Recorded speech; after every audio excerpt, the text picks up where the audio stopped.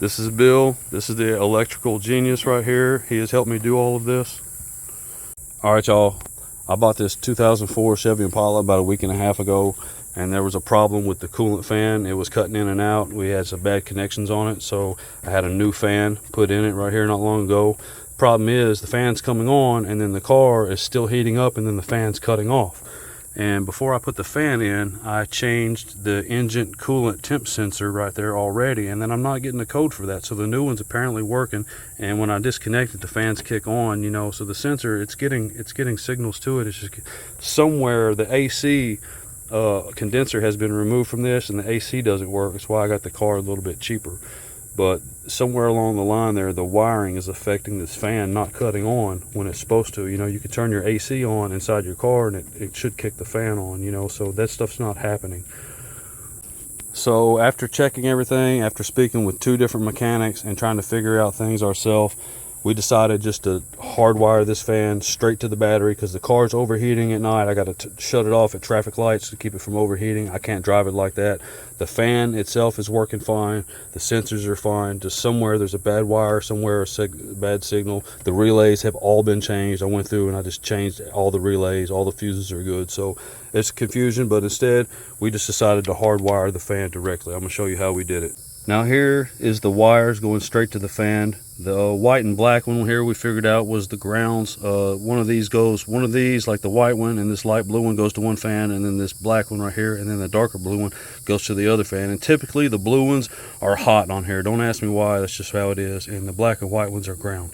So what we did, we had to buy these big red connectors because we put 2 of these into one connector, so we had to buy the biggest connectors to crimp. So we had to buy these big red ones here, and then we doubled the wire over on the other side because just one wire is going in there, and then we stuck them in there and we crimped that up. So we connected some about 16 gauge wire, I think.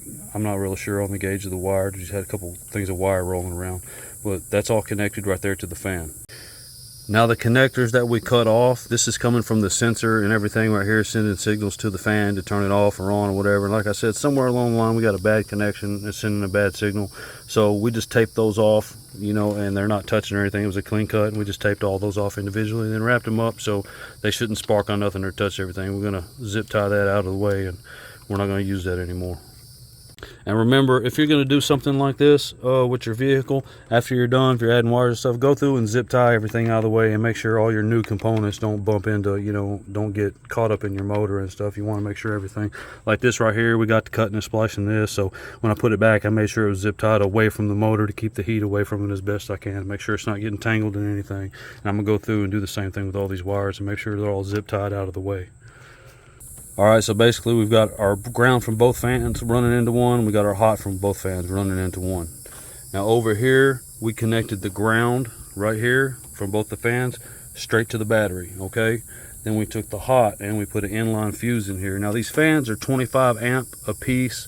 There's a little bit of math there, some rough math, and a parts availability of the parts we get. So we end up putting a 30 amp. It's 25 amps each, you know, but if nothing's wrong with it, it should be fine. On 30 amps running through there, we put a 30 amp inline fuse, so if something goes out, it won't blow your battery or your system, won't mess up your system, it'll just blow this fuse. So straight off the hot right there, we have an inline fuse. These prefabricated ends right here, this is heat shrink plastic right here, and we use that for connectors to for the battery.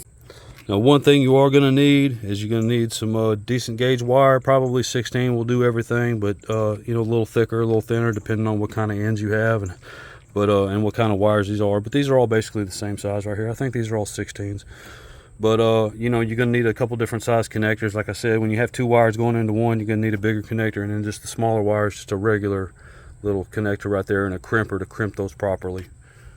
Then of course you're going to want the right connectors to put on the wires right there, but you can buy all these in just little packs for $4 or $5, so just make sure you use all the right connectors. Now you can see the inline fuse here. We have this running. This is going to go up under the dashboard. I found a good place where it's not going to get squished, and I run this up through the side of the firewall and through the door, taped it in the door a little bit, and it goes up under the dashboard. So we have the fan in the inline fuse, and that's going to run straight to the toggle switch, and you're going to run it up in there.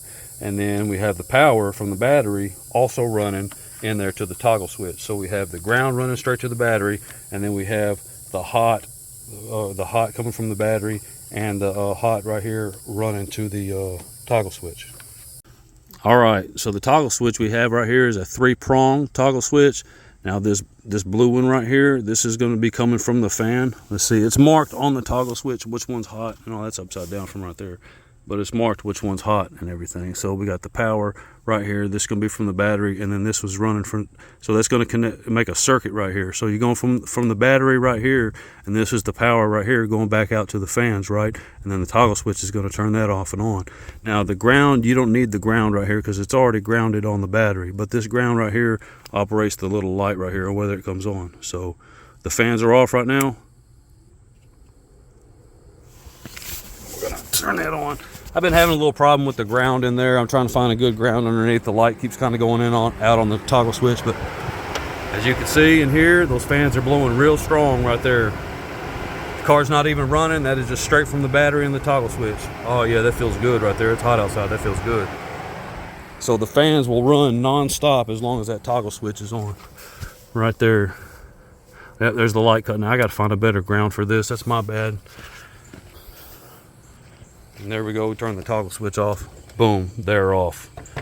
So, like I said, that little ground, that just affects the light on there. I'll find a better ground. Everything's plastic under here, so finding a good ground's a pain in the butt. And then tomorrow, right here, today, we was more worried about getting the fan running. We're gonna drill a little hole in the dashboard. We're gonna put this toggle switch in the dashboard. Then we're gonna run all these out and put all these out of the way. But yeah, there it is. Oh, the light came on there. So, no more bad connection. We have all fan power. So when I start the car, just start the car, turn the toggle switch on. When I stop the car, turn it off, and we'll be good.